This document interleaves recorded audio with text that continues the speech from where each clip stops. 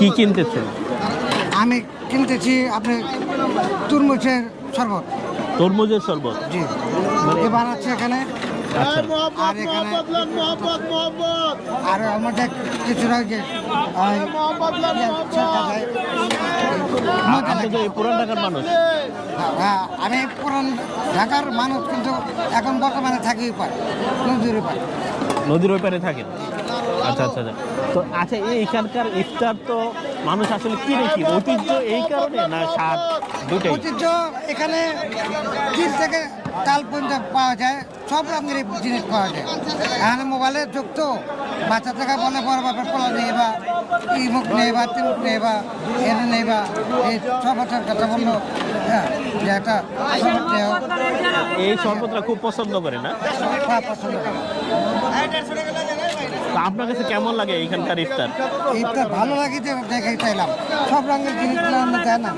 পেঁপে, এই দেখেন এখানে ফুল পাখি, মুরগি, বড় বাবের পোলা, আচ্ছা। সব কিছু কিনা করে এখানে নিচ্ছি। আমরা মাত্র মনে করেন যে 1200 টাকা উঠে গেছে। 1200 টাকার ইফতার কিনছেন আজকে? হ্যাঁ, চকবাজারে কি প্রায়ই আসেন, মানে রোজার সময় আসেন প্রায়? আমার বড় কাটার মধ্যে বাস আছে, বড় কাটার। আচ্ছা। এখানে মনে করেন আমার পয়সার আগে থেকে এখানে জাহাঙ্গীর আমল থেকে এখানে ইফতারির মালা আগে শুরু করে আছিল, এখন ঘন ঘোষিত লোকজন বেশি, অর্থাৎ হইতেছে দোকানে বাড়তেছে, এই আর কি আনন্দ না দেখেন। এখানে এতে আধা ঘন্টা লাগে। প্রতিদিন তো আসবেন না এখানে ইফতার কিনতে, নাকি মাঝে মাঝে আসবেন? ওই যে কালকে আইতে পারি না আইতে পারি।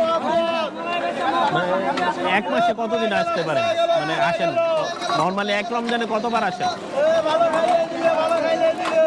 8-10 বার আসা হয়? 12 থেকে 14 দিন আসেন। এটা কিসের শরবত? এটা ভাই মোহাম্মদের শরবত। হ্যাঁ হ্যাঁ। মোহাম্মদের শরবত।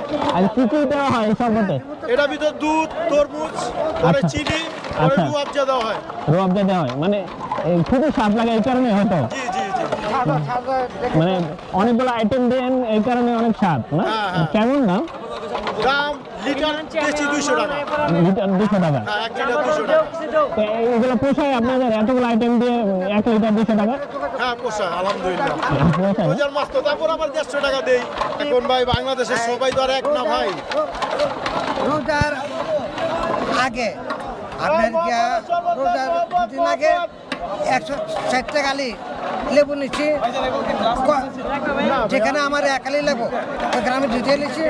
আর আবার আজকে আবার কম, আজকে কম? আজকে কম। তো এই যে ব্যবসায়ীরা দাম বাড়ায় দেয়, এটা কেন হয়?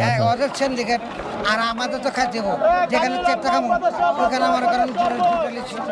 টাকাতে কেন খাবারের দাম কম? না, পুরান জায়গাতে মানে জিনিসের দাম কম পাইবেন। এটাই তো বলতেছি, কেন ওনারা কম রাখতে পারে, সারা বাংলাদেশে কেন কম পারে না? এখানে দোকান বেশি তো। ও আচ্ছা।